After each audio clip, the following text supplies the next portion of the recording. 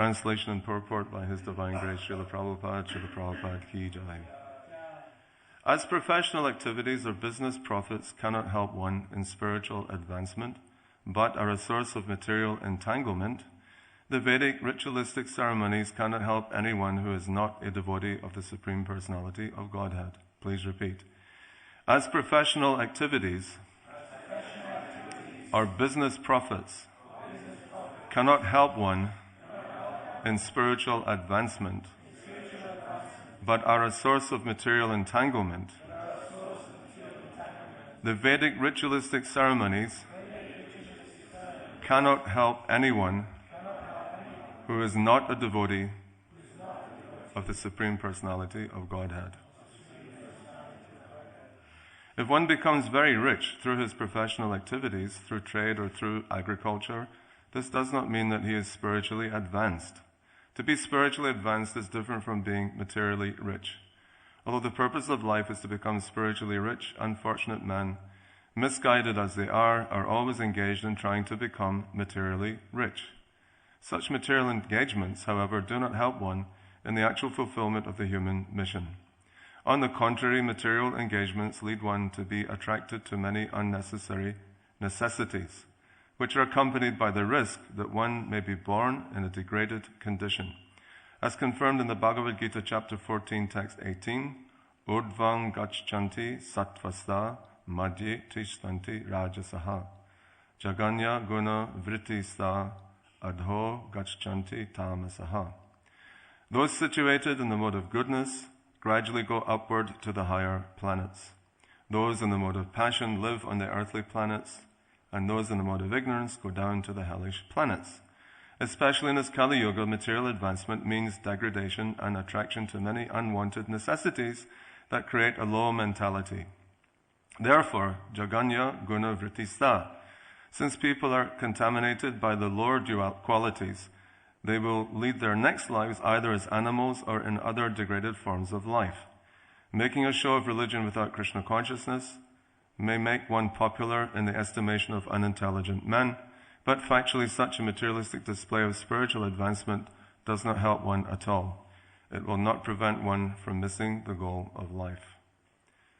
Om Jnanatamarandasya Dhananjana Salakaya Chaksurun Militam Yena Tasmai Shri Gurave Namaha Shri Chaitanya Manobhistam Stapatang Yena Bhutale Swayam Rupakadamayam Dadati Swapadantikam Nama Om Vishnu Padaya Krishna Prestaya Bhutale Srimati Bhaktivedanta Swaminiti Namine Namaste Saraswati Devi Gauravani Pracharine Nirvishesha Shunyavadi Paschachari Satadine Vanchakalpatarabhyascha Kripa Sindhubevacha Patitanam Pavanebhyo Vaishnavebhyo Namo Namaha Jai Shri Krishna Chaitanya Prabhu Nityananda Shri Advaita Gadadhar Shivasadi Gaura Bhakta Vrinda Hare Krishna, Krishna Krishna, Hare Hare, Hare Rama, Rama Rama, Hare Hare. As professional activities or business profits cannot help one in spiritual advancement but are a source of material entanglement, the Vedic ritualistic ceremonies cannot help one who is not a devotee of the Supreme Personality of Godhead. So this is a continuing conversation between Narad Muni and Maharaj Yudhisthira. And actually later on, Narad Muni explains that he also was captivated some or another. He was a Gandharva in the heavenly planets. And after that life, he came down. He fell down to this planet and became the son of a Sudrani. But he was most fortunate because his mother, who didn't have a husband, who was an assistant to very advanced sages, Vedic sages, who practiced devotional service. And of course, her business was simply to look after them, to clean their cottages, to wash their clothes, to clean their dishes. And the reward for that was her and her son got to eat prasadam. Now in this chapter, Narad Muni emphasizes the distribution of prasadam. That's why it is so important that prasadam distribution goes on, because it's actually instructed by Narad Muni, that this is a very important, very significant, transcendental, loving service. Just like here at Bhaktivedanta Manor, it's very famous for unlimited prasadam. Any guest who comes for breakfast, even uninvited, or just coming as a friend of one of the devotees that they may have sold a book to or something, there's always nice breakfast prasadam, there's always nice lunch prasadam. And of course in our big centers like Sri Mayapur Dham, they have unlimited prasadam distribution going on to tens of thousands and sometimes hundreds of thousands of people. And I was just reflecting when we were saying that prayer to Srila Prabhupada this morning, our spiritual master. He is a friend of the poor, but actually he is also the friend of the rich. I have personal experience in that, because where did Srila Prabhupada stay when he first came to England in 1969, in September? Anybody know? John Lennon's house. Yeah, so he exactly wasn't poor. He was actually, at that time in history, in the 60s, 69, he was one of the most famous musicians on the planet. In fact, he went so far as to say that the Beatles were more famous than Jesus Christ. And they got reprimanded for saying that. But through the media, of course, through their music, they were able to some or another captivate the hearts of hundreds of millions of people. But Prabhupada wanted to captivate his heart, along with George Harrison's, in adding Krishna to all their success. Prabhupada made a comment too. He said that the Beatles, because one devotee said, how is it that these northerners from Liverpool, from, pretty much working class families, didn't have any background whatsoever of being wealthy, how did they all of a sudden leap in their lives? It was like a quantum leap from being practically poverty-stricken to being the most famous, most wealthiest musicians. And Prabhupada said, well, they were fallen demigods. And here, of course, it's mentioned in Bhagavad Gita chapter 14, text 18, that those situated in the mode of goodness gradually go upward to the higher planets, those in the mode of passion live on the earthly planets, and those in the mode of ignorance go down to the hellish planets. So you've got a choice here. You can either progress in this human form of life, or you can really just progress on a material platform by searching after riches. There's nothing wrong in searching after riches if you're going to use those riches in Krishna's service. When I got my name, Dhananjaya Das, Prabhupada, at the actual fire ceremony, that took place also in John Lennon's estate, in our temple, he said, so Dhananjaya means winner of wealth. He said, and he went like this with his arms. He said, money is flying in all directions. All directions. We just simply have to learn the art of catching it and using it for Krishna. And so I kind of meditated on it and thought, well, this has got to be my service now. I've got to some or another go out there and learn the art of catching money and bringing it to Prabhupada. And I read in the Bhagavatam, because when I joined in July 69, there weren't too many books around like we have today. We've got libraries full of transcendental literature, literally speaking, because especially in India, it's just amazing how many thousands of new books are coming out constantly from devotees, from their realizations, and Prabhupada wanted that too. He wanted that devotees should not only study Bhagavad Gita and Srimad Bhagavatam, but also the teachings of the Goswamis. So, of course, we have so many nice books that have come out in India, which are very enlivening. But Prabhupada wanted, especially all of us, to be fixed in our particular service. And we all have different abilities, we all have different brains, we have different levels of intelligence, different interests as well. And Krishna is so kind, he accommodates everybody, including rich people. It's not that this is a society for just the poor. This is poverty-stricken means one who is devoid of Krishna consciousness. Because even a poor man who doesn't have any money, just like in the Leela of Chaitanya Mahaprabhu, there was Kolavecha Sridhar, right? Everyone's heard of that story. How he lived, he survived some or another on selling banana leaves. And he would make different utensils out of these banana leaves. And he would use 50% for worshipping the Ganges.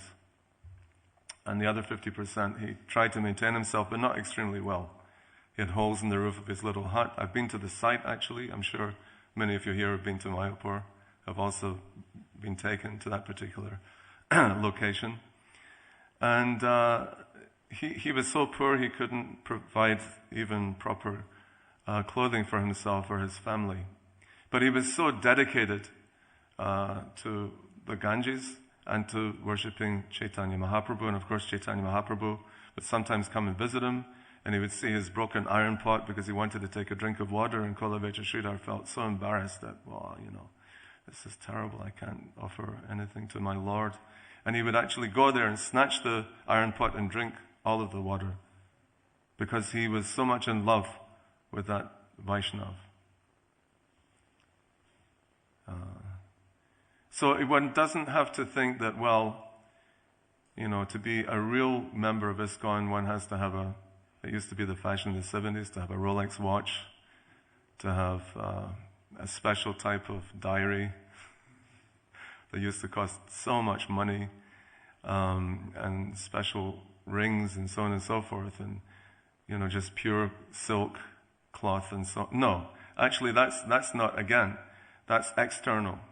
These are external shows of perhaps some kind of material gain, but actually the bottom line is we should be after spiritual gain, spiritual enrichment.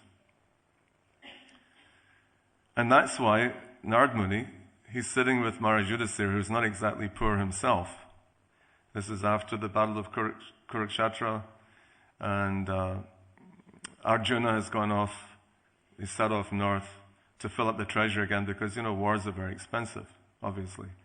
So that war cost a huge amount of expenditure. And of course, a huge number of soldiers were killed on the battlefield. Now that was their great fortune too, because they were dying in front of Krishna. They were seeing Krishna, and because of that, they were able to go back home, back to Godhead. So that wasn't also an ordinary type of war experience that we have today, just like in Syria or wherever. There's always outbreaks of disturbances. So Arjuna found this big rubbish heap, as Prabhupada describes it, of golden utensils that were used in the previous yuga. And they only used the gold utensils once, then they chucked them away. Just like, we have our yagyas here, marriages or first initiation, second initiation. And many times they use these disposable plates made of sugarcane fiber or whatever. And then they seem to be, maybe I should save that. Sometimes the devotees think, this is better than, this is definitely an upgrade of the paper plates. Let me keep using this and I'll take it to the pantry and wash it. But it only lasts a little time, and then finally you have to throw it away, you have to discard it because it's got no value. But in Treta Yuga, they used pure golden utensils, can you imagine? And then they would use them for that sacrifice, that yagya, and then throw them away. So he brought all those things back. So in the Bhagavatam, when I was mentioning that there weren't so many books, I spent the last amount of my money I had on me, which is £8 in those days, and I got a set of Bhagavatams, which were printed in Delhi, 1962 edition, first, second, and third volumes of the first canto, and a Bhagavad Gita as it is, but it wasn't the BB, because there was no BBT then. This was published by Macmillan, so it was an abridged version, softbound cover, teachings of Lord Chaitanya, because we didn't have Chaitanya Charitamrita, so Prabhupada, of course, not knowing how long he was going to live, he wanted to encapsulate everything. He wanted to give us the most important information, of course, and also the nectar of devotion. So those are the books that I had. And I read in the Bhagavatam that somewhere in the Himalayas, in the Himalayan range, which spreads over 1,500 miles, there's a mountain peak made of solid gold. So after my initiation, I I approached Prabhupada. I said, Prabhupada, I read in the Bhagavatam that somewhere in the Himalayas there's a mountain peak full of, which is, solid gold. Is that true? Prabhupada looked at me and said, yes, it's true. Prabhupada, do you know where it is? Yes. Why do you want to know? I said, well, because, I could understand, although we're living with a very wealthy family, we weren't very wealthy ourselves. We were scraping a living. We had an account with a grocery shop, and we didn't actually have any money to buy any groceries. We just used to go there and put it on the account. Just like sometimes we used to have that system here at the manor for the shop, the temple shop. So I said, well, Prabhupada, I was thinking, because you give me this name, that I should set off for India and start climbing in the Himalayas, and I'll take a little bag with me and a little pickaxe, and I'll chip away a little bit of gold, maybe 20 kilos or something like that. Who's going to miss that? After all, it's a mountain peak. Mountain peaks are large. Who's going to miss 20, 30 kilos of gold? And I'll bring it back. And then, so Prabhupada, would you tell me where it is? And he looked at me again, he said, no, I will not tell you where it is. I said, why, Prabhupada? He said, because this will become too complicated. It'll become controversial. I wasn't thinking, outside the box, really. I was just thinking, well, I've got this name and I've got to do this. Like sometimes we do that. We get caught up in what we're supposed to be doing and really thinking, well, that's what we're supposed to be doing, but it's actually not. Then Prabhupada said, actually, he said, better and more valuable than gold is devotees. You should make devotees. So if anybody comes across this idea, well, the society needs gold and we should hoard it, and no. Actually, more valuable than gold is devotees. You should try as much as possible within your capabilities to encourage others to become also full-time devotees. Because after all, already on this planet, this is a middle planet, it's full of Rajaguna, so much passion, so much business, just like Britain, constantly, this present Prime Minister, he's calling out, yes, this is the land where you can do business and we won't tax you so much and we'll do this for you and we'll do that for you. And because people like money. Money is the honey, after all. That's what makes everything sweet. But if you're just only after the honey and not after the real purpose of this human form of life, which is being delineated by Narad Muni to Maharaj Yudhisthira, that don't get distracted. Don't get distracted by your wealth, by your opulence, by your power. No, you should actually now start utilizing your valuable human form of life for becoming God conscious, Krishna conscious. That is the most valuable of all assets that any of us could ever acquire in this human form of life. And what is that valuable asset? That valuable asset is understanding what is the actual real purport of Srimad Bhagavatam. Just like this instruction that Narad Muni is giving to Maharaj Yudhisthira is exactly on the same platform as Maharaj Parikshit hearing from Sukadev Goswami. Because Guru is one. The message is always one. It's not 2, it's not 5, it's not 10, it's not this, it's not that. And this is something that Prabhupada was so expert. He was so expert at not deviating. Just like when he was in New York and he met Dr. Mishra. Prabhupada was living in the Bowery district. Even Allen Ginsberg, he commented in his interview that here was a Swami lived with the meth heads and the freaks and, just crazy people. But he was a downtown sannyasi. He wasn't an uptown. He wasn't living in an expensive Manhattan apartment filled up with French furniture and old ladies glittering with their jewelry and, So, and Prabhupada was not fruitive like that. He wasn't looking to accumulate 95 Rolls-Royce cars, like some other person tried to do.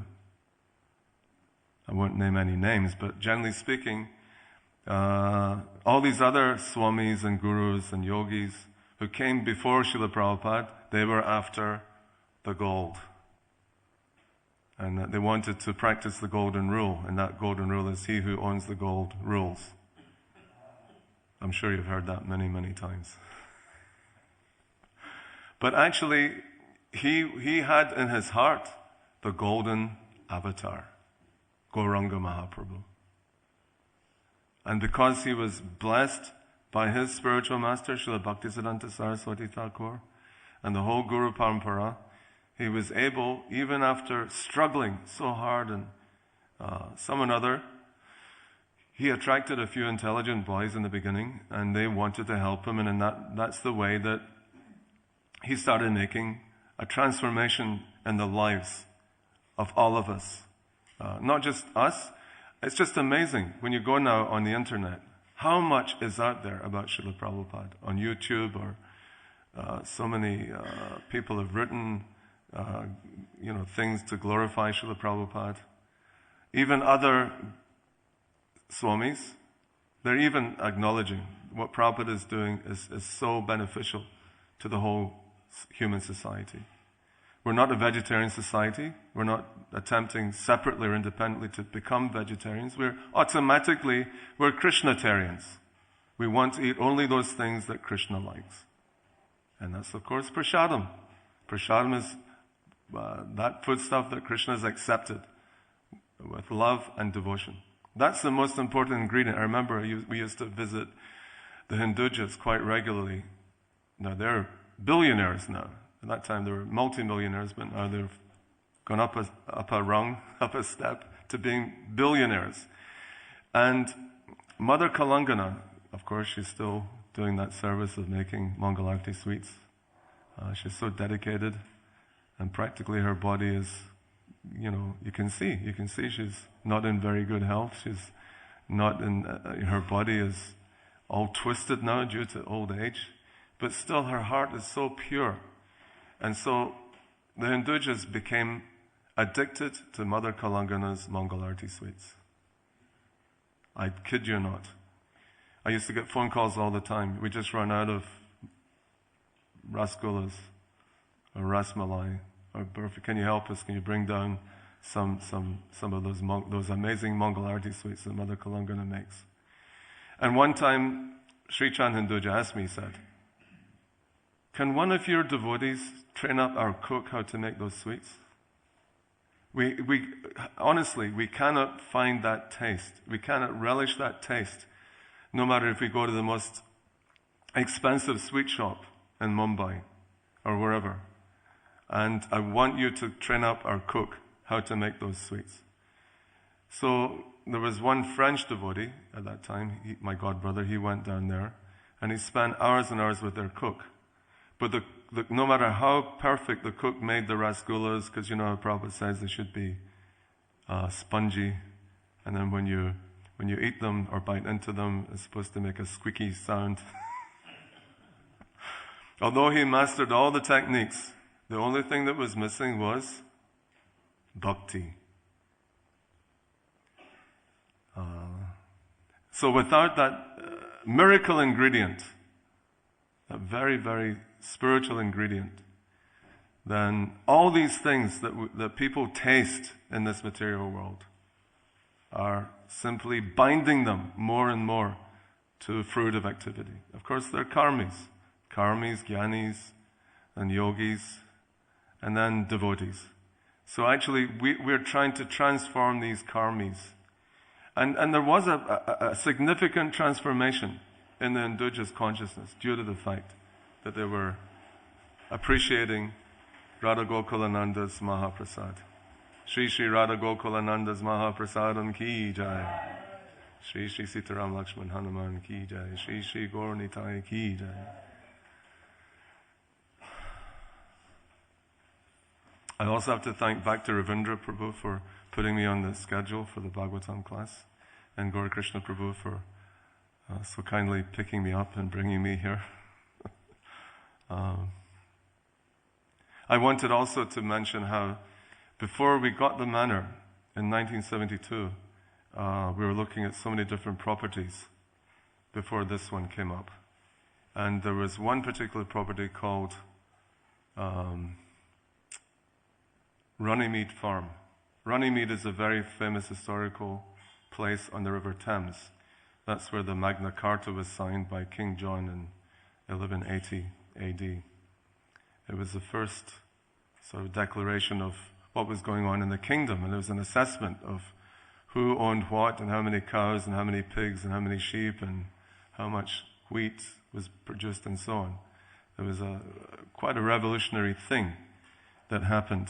So right there was next door was a farm called Runnymede Farm. And that time, Prabhupada also wanted to come to visit because we were given the responsibility to cultivate Mr. George Harrison because, Berry Place was getting far too small. There was an average of 65 devotees living in a temple that was about half the size of Soho Street. It was very long, very tall, and narrow, extremely narrow, and the legal limit of occupation was 10, but we had 65. So it was a little troublesome, especially the toilet facility. I won't go into details. I might later on, but not now. Anyway, because it's near breakfast time. So Prabhupada called me and he said, I think now it's the time to ask our good friend Mr. George Harrison to help us find a bigger property. And so what did I bring to him? Prasadam. As Prabhupada said, this is our secret weapon. So I found out very quickly what he liked, and so I'd only bring those particular things that he liked. He loved samosas, he loved deep-fried potatoes, cauliflower and eggplant, soaked in sour cream, and puris, and different kinds of sweets. There was a godsister called Vijayabadu at that time. She was making burfi, and we used to make burfi using cow and gate milk. It was this milk powder, and also making Simply Wonderfuls. And so she was so expert at making burfi, we used to call her Vijay Burfi. Because there was actual transcendental knowledge, some or another, found within that burfi, Vijay Burfi. And so then one of those places, as I mentioned, was Runnymede Farm. And Prabhupada came, and George also came, Shamsundar, and there was a couple more of us, and we walked around. There was 120 acres of land with a big house, not as big as this one. And so we spent about half an hour just viewing the fields, and the fields were overgrown because the farmer had stopped farming for the last 2 or 3 years, and there was brambles everywhere and overgrown grass and weeds and so on. So George Harrison, being very witty, he said, they shouldn't call this Runnymede Farm, they should call it Runny Down Farm, because it was completely run down. Anyway, we got up to the hill where the house is, and I thought Prabhupada would like to see inside. I had the keys in my pocket, and there was some really nice rooms, and I thought maybe the one downstairs would make a nice temple room. But actually Prabhupada stopped at the side of the house, and we were standing around him. And also the driver who drove Prabhupada from Berry Place to Runnymede Farm, he was an elderly gentleman called Bhakti Pramod, and he worked for a very big bank. The bank was called the Midland Bank at that time. Of course, it doesn't exist any longer. But he was a manager, a security manager for the bank. So Prabhupada started looking around, and he said, so here on this spot, and he used his cane, his walking stick, to point to the ground where we were standing. So here we will build a bank. Then he pointed his walking stick to Bhakti Pramod and said, you will be the manager. Then he pointed his stick to George Harrison, and you will deposit all your money in that bank. And we'll spend it all for Krishna. And George was completely amazed. He couldn't believe his ears, that. But why did Prabhupada say that? Because actually, Guru is one. And the Guru wants all the fallen conditioned souls, whether rich or poor, to get the opportunity to surrender fully. Just like, I don't know if this happens here, but does anyone, when you come in and you say, I want to become a brahmachari, I want to go in the Bhakti program, does the Bhakti leader say, how much money do you have? Would you like to surrender all your money to Krishna right now? That would really help you in your brahmachari consciousness. Does that still happen? In America, it used to, if someone came with a car and maybe, some other things, acquisitions, they were told that if you really want to make rapid advancement in our temple, surrender everything to the temple president.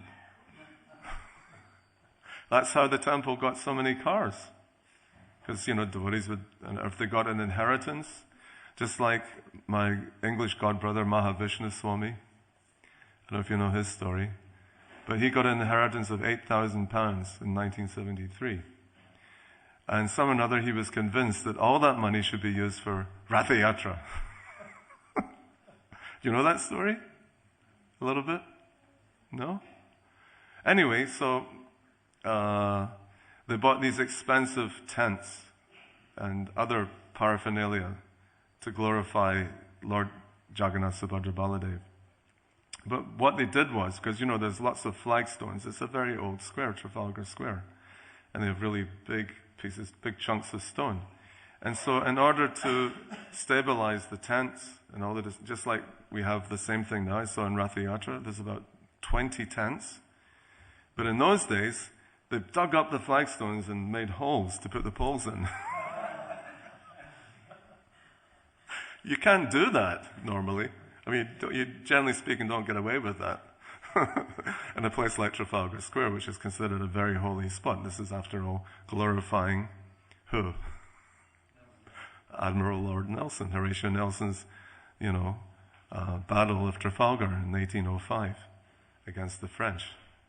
So they didn't take kindly to that, and but that was the feeling. Even we didn't have our own dodis, or even our own kopans, or even our own kurtas. I don't know what it's like now upstairs in the Brahmachari ashram. I'm sure it's not as renounced as that. We just had one big tub, and everything went to the laundry, and it came back, and it was all in there, and we just picked out of that big plastic tub what we needed. A new dhoti, a new kurta, or,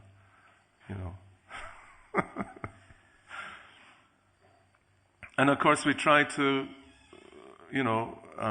regulate the color socks and everything else in the sweaters, because we wanted to be seen as an army, as Lord Chaitanya's Sankirtan army. And this was Tamal Krishna's contribution to the London Yatra in 1970. 1969, 1970. So we want to try as much as possible, because Prabhupada was also constantly looking for opportunities, how to engage the fallen souls. Of course, the nicest way was, especially in India, because there's so many very pious, wealthy people there, he would say, give us the land and we'll build the temple. You donate the land, just like our Krishna Balaram temple in Vrindavan. That belonged to a very pious family. And it was the wife. She was more convinced about Prabhupada than her husband. Her husband was actually not so convinced. But she said, no, I want to do this. And then so the husband said, all right, let's do this. Let's leave it up to Radha and Krishna. Because they had their own home deities, personal house deities of Radha and Krishna in Vrindavan. And so she wrote on different pieces of paper that were folded up, yes, we will give this land. No, we won't give this land. And then they put these pieces of paper before their deities. And so their idea was that, well, whatever piece of paper falls from the altar, because they believed in those things, whatever it says in that piece of paper will follow. And it just so happened, because there were maybe 8 or 10 little pieces of folded up paper put there, and there was, I think there was a fan on at the time, and one little piece of paper fell down. And so she went and picked it up and saw, yes, give the land. So she said, yeah. So Krishna, we can't refuse Krishna. We can argue and argue against each other, the Krishna Balaram temple. And so then that's how we got the land. But the idea is that we should try to not just have an environment of the mode of goodness, but the mode of pure goodness. And of course the temples with deities, with Radha Gokulananda, Siddharam Lakshman Hanuman, Gaur Nitai, with Srila Prabhupada present also. This is non-different from Sri Vrindavan Dham. This is Krishna's embassy, Vrindavan's embassy. So just like, I think recently someone from Australia who distributed so much information, emails about government decisions and so on and so forth. He got into a lot of trouble, and he's supposed to be prosecuted and sent to Sweden, but he took shelter of the embassy of Ecuador because the president happened to like what he was doing. I think his name is Mr. Assange from Australia. Julian Assange. What did he do exactly?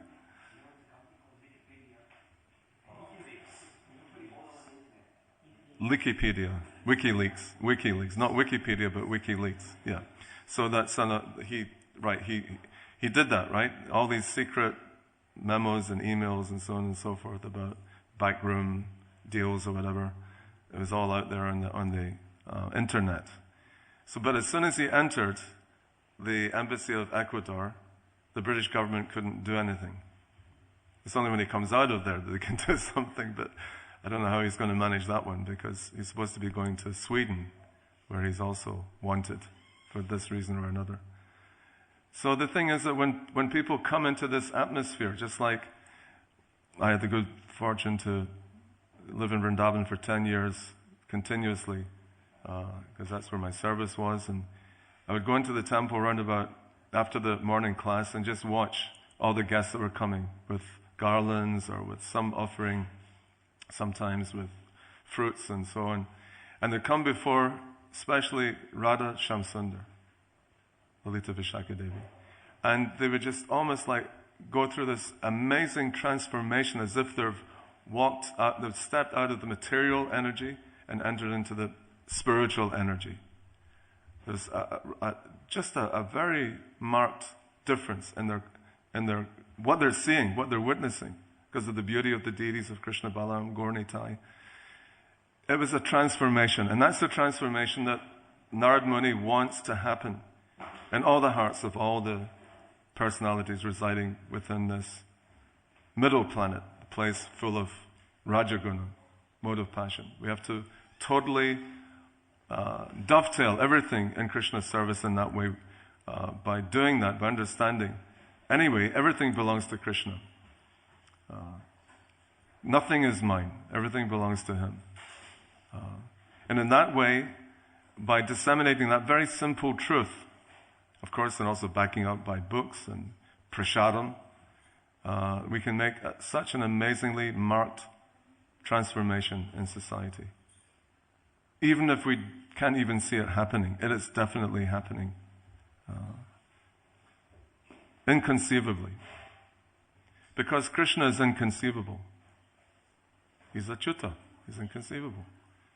But some or another, if we really get attached to prasadam, really get attached to the holy names, Krishna's holy names, really get attached to each other also, that's important to have that sadhu sangha, that saintly association. Because that's the glue that holds everything together. And we have to work together in a very nice cooperative mood, in a very positive mood. Prabhupada loved the fact that devotees were always enthusiastic to come together and have kirtan, and go out and Harinam Sankirtan as well.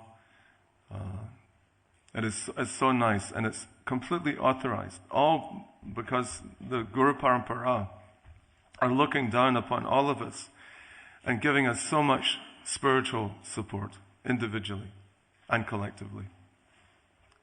And that's what Narad Muni is saying, that don't be just attached to your business profits, or don't be attached to your professional activities. Don't engage in ritualistic ceremonies, because they're not going to be able to help anyone who is not a devotee of Krishna. So if anybody wants to know the secret of success, even of being a millionaire, then you have to go and visit a devotee and become trained up by that person. Take shelter of the lotus feet of those great Vaishnavas. So we'll finish there. Is there any questions or comments?